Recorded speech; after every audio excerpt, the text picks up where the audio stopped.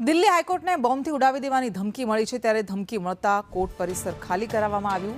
ન્યાયાધીશો અને વકીલોને બહાર લાવવામાં આવ્યા। બોમ્બ સ્ક્વોડ અને પોલીસ દ્વારા તપાસ શરૂ કરાઈ છે। મેલથી હાઈકોર્ટને ઉડાવી દેવાની ધમકી આપવામાં આવી। આ પહેલા ગુજરાત હાઈકોર્ટને પણ આ પ્રકારની ધમકી અપાઈ છે। દેશની અન્ય હાઈકોર્ટને પણ આ પ્રકારની ધમકી મળતી રહે છે।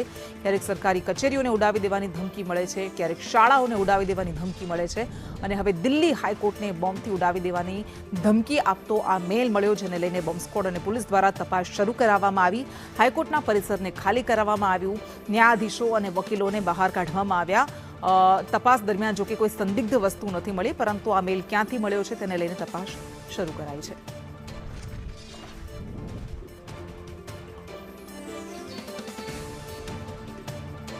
અને વધુ વિગત સાથે संवाददाता अजय यादव अपने साथ जुड़ाए गए हैं। अजय, इसके पहले भी बहुत सारी बार कभी स्कूल्स को उड़ा देने की धमकी मिलती है बम से, अभी हाईकोर्ट को उड़ा देने की धमकी मिली है, अभी क्या कार्रवाई हो रही है?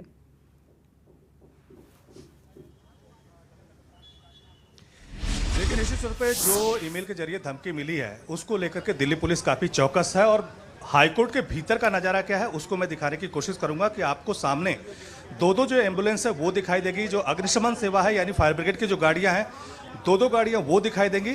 यहाँ तक कि डॉग स्क्वाड और जो फायर ब्रिगेड की गाड़ियां हैं और बम स्क्वाड की जो गाड़ियां हैं वो भी भीतर मौजूद हैं। लेकिन दिल्ली पुलिस के द्वारा फिलहाल सर्च ऑपरेशन चलाया जा रहा है, और अभी थोड़ी देर पहले मैंने कुछ वकीलों से बात की। उनका कहना था कि जब वो कोर्ट रूम में मौजूद थे तब जज के द्वारा इन्फॉर्म किया गया कि एक थ्रेट ऐसी मिली है जिसमें हाईकोर्ट को बम से उड़ाने की धमकी दी गई है, इसकी वजह से जो कोर्ट रूम है उसको खाली कर दिया जाए। तो न सिर्फ वकीलों के द्वारा बल्कि जजों के द्वारा, बल्कि जो हाईकोर्ट में काम करने वाले स्टाफ हैं, कर्मचारी हैं, उनके द्वारा जो है जितने भी कोर्ट रूम है या चैम्बर उसको खाली कर दिया गया।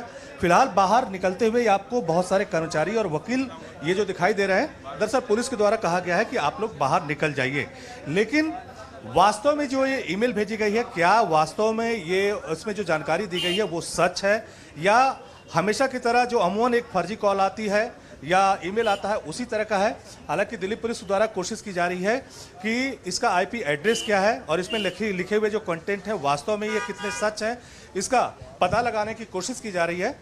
वहीं दूसरी तरफ जो ईमेल में बातें लिखी गई है उसको लेकर के भी काफ़ी सतर्कता बरती जा रही है। और ईमेल में मुख्य रूप से जो बातें लिखी गई उसमें स्टालिन का भी जिक्र किया गया है, उनके बेटे का भी जिक्र किया गया है, और ये भी कहा गया है कि किसको कौन सा पोस्ट मिलना चाहिए नहीं मिलना चाहिए। और साथ ही साथ इस्लामिक नमाज का जिक्र है, जिसमें 2 बजे का जिक्र है कि 2 बजे तक जो हमेशा जो थ्रेट जो मिलती है उसको सच होता हुआ आप देखेंगे।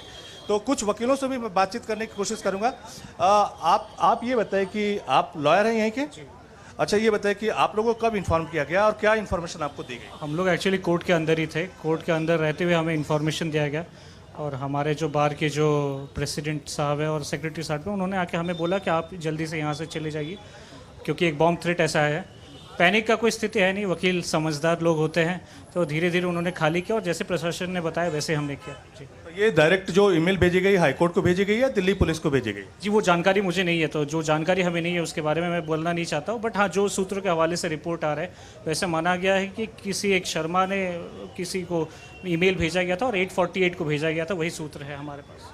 तो आप सुन रहे थे वकीलों को, जिनकी तरफ से कहा गया कि जब ये कोर्ट रूम में थे तो जज के द्वारा ही इन्फॉर्म किया गया कि आप लोगों को निकल जाना है। तो इनका कहना है कि वो लोग किसी तरह के कंफ्यूजन में नहीं है, डर में नहीं है, लेकिन ये जरूर है कि जो थ्रेट मिली हुई थी उसको लेकर के प्रिकॉशन बरता जा रहा है। लेकिन फिलहाल जो गहमागहमी है दिल्ली हाईकोर्ट के बाहर उसको आप देख सकते हैं।